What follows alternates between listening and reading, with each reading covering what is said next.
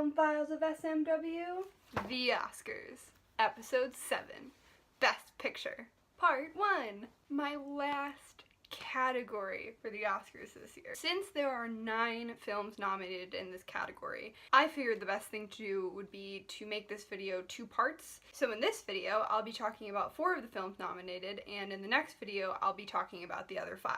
Let's get started. And the 2018 Oscar nominees for Best Picture are Call Me By Your Name, Darkest Hour, Dunkirk, Get Out, Lady Bird, Phantom Thread, The Post, The Shape of Water, and 3 Billboards Outside Ebbing, Missouri.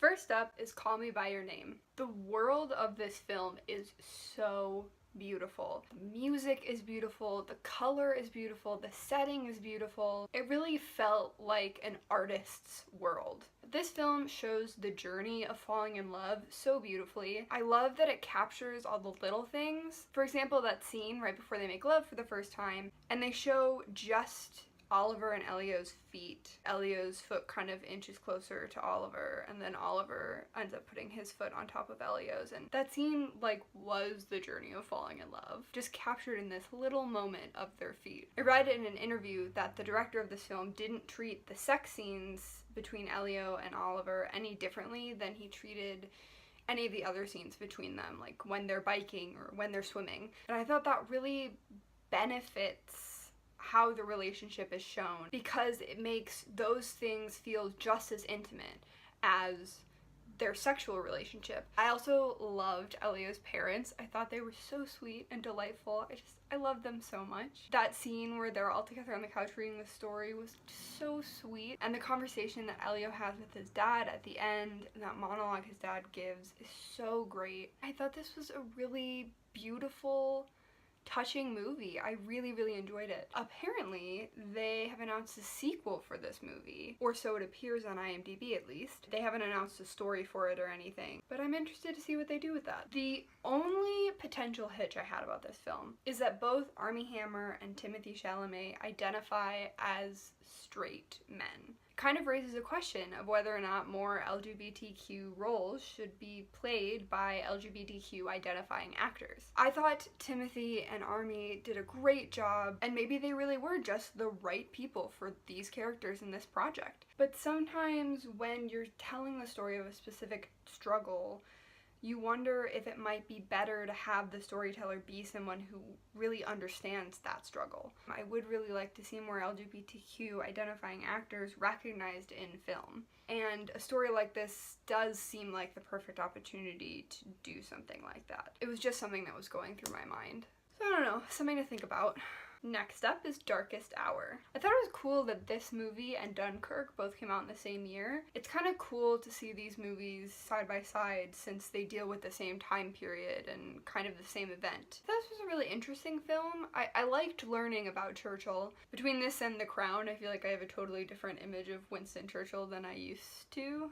But it could be a little slow at times. It's a very dialogue heavy film. I kind of wish that I could have seen this movie in theaters, because I think it would have honed in my focus a little bit more, and maybe I would have enjoyed it a little bit more. I watched this on Amazon Prime in my room, so I kind of had other things to distract me. A couple random thoughts and shout outs. The subway scene. So I haven't been on the London Underground in a couple of years, but I feel like the subway was way too quiet, and there's no way that those doors stay open as long as they stayed open in this scene. Also, did anyone else notice the casual royal corgi that was just chilling on the couch in the lunch scene between the king and Winston? Cause I loved that. Next up, we have Dunkirk. Variety called this movie an in-your-face portrait of war, and that's exactly what it is. I love that this movie doesn't worry about exposition. I love that it's not super heavy with plot. It shows a different side of war and a different kind of hero, and I love that. It deals with themes of honor and duty and fear, but it does it without blatantly shoving them in your face. There's a sense of subtlety to this film that feels so unique to the war film genre. This movie isn't about winning at all, you know, it's just about survival. Maybe with the exception of Tom Hardy's character. I thought the chronology of this film was absolutely fascinating. I can see how some people might find it confusing because there are 3 separate timelines going on. The land timeline spans over a week, the sea timeline spans over a day, the air timeline spans over an hour. And all of these different timelines are all being cut together, so they almost seem like they're happening all at once. But I loved that they told the story this way. I found it captivating. I loved seeing all of the different perspectives of everything that was going on. I thought this movie was a great tribute to these heroes in this part of history. Have to give a shout out to Harry Styles for his very pleasantly surprising performance. Who knew there was an actor inside of him? But I thought he did a really, really nice job. And of course, Mark Rylance. He always does an amazing job because he's just brilliant. Next up, we have Get Out. So, I have to be totally honest here. When I first saw the trailer to this movie, I was like, no way.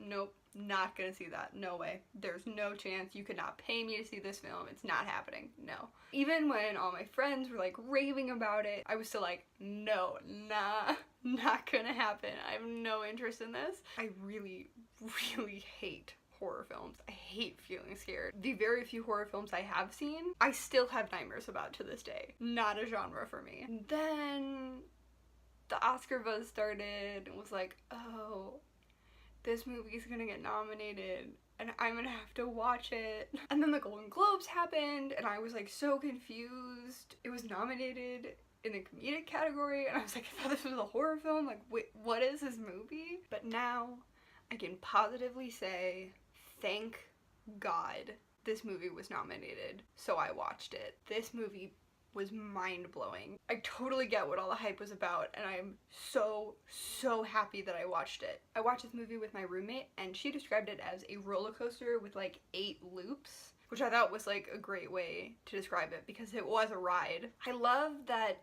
in this film they kind of give you all of the pieces one by one, and you sort of slowly piece it together, kind of as Chris is piecing it together. And the whole time you're like a little confused, but really intrigued.